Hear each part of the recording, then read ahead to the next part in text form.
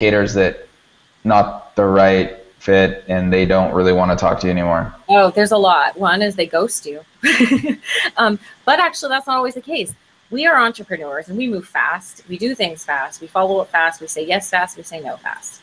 Our customers aren't necessarily that. I had a customer just last week who I thought had ghosted me. And I was disappointed because it was a really, really exciting customer. And I was at a trade show and I just sent an email and I was like, hey, you here? Great to see you. And he says, oh yeah, we're in the booth having happy hour. Come on by. And I stopped by the booth and he says like, oh, hey, I've got a conference room ready to go. And I'm conference room. I'm like, wow, that sounds serious.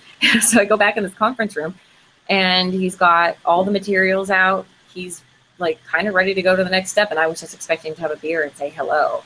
And so, and he apologized. He says, I'm sorry, it's been a while, but our parent company, I have jumped through all these hoops, all this red tape. They made me try this avenue. They made me try that avenue. I had to do this. I had to speak to that before we could move forward with this. All the avenues have been exhausted. The parent company is now happy with the new decision being made to go with you guys. When can we get started? And I was like blown away, like, oh my God, I thought you were ghosting me. But so even when you think you're being ghosted, remember we're used to fast things. But one is if you are being ignored, after a while, you're probably wasting your time if they're totally ignoring you. Yeah. Another thing is if there's an obvious non-understanding of the value for what you offer. So if they are like, this is too expensive, and it's not that they're trying to object because of the expenses, they like legitimately have never paid for it or anything like this before and never really would. Sometimes you can just see like they're not just saying it's too expensive, they're saying I don't value this expense. And that's just something you learn over time.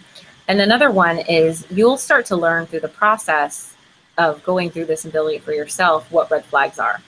So for me, one of them with our smaller customers, my page persona is if they've never spent any money on marketing before, not even $1, then they're not ready for it.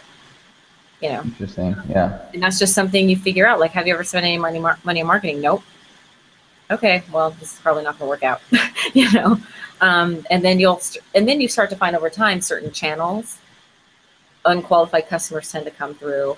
They have certain attributes. You'll even start to pick up on certain turns of phrase that might be a red flag, just because every other unqualified customer always said that too, And so it takes a while. But I think the biggest one is like, you never want to be competing with free. If someone's like, well, I could get this for free, like, we'll just, either your product needs to be beefed up or you're not presenting the value enough, or they're not seeing the value to put you above free.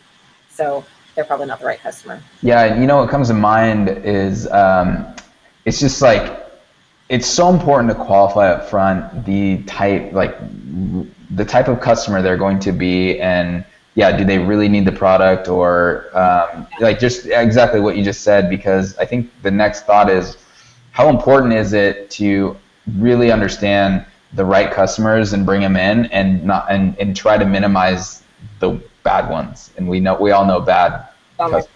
Yeah, so important. I mean, like, the wrong customers can ruin your business. I mean, you could be cleaning up the aftermath of a bad customer on your team for ages. And one of the things is I don't usually hesitate too much to fire a bad customer because of the cost and the emotional turmoil that they're causing on the team.